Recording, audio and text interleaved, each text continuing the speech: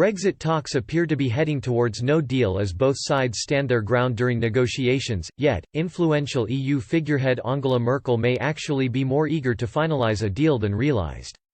Boris Johnson is set to have an online showdown with EU leaders today in an attempt to accelerate negotiations and break out of deadlocked discussions. The Prime Minister is determined not to give in to the bloc and extend the Brexit deadline date past December 31, even though the EU's chief negotiator Michel Barnier has made an impassioned plea to the UK to extend the deadline past the end of the year. As the sides continue to clash over fisheries, a so-called level playing field and the governance of any future agreement, commentators are looking to key EU figureheads to predict the bloc's next move.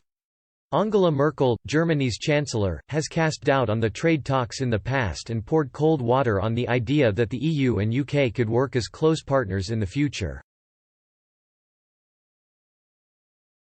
Discussing Brexit negotiations in October last year, she said, "We will do all this in the knowledge that with the departure of Great Britain, a potential competitor will of course emerge for us."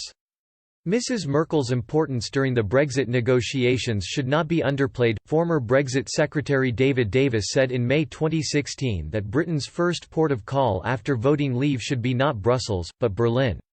Yet, the BBC's Europe editor Katja Adler reported earlier this month just why Ms. Merkel may be more invested in the negotiation process than her European counterparts, and thus more lenient towards Britain.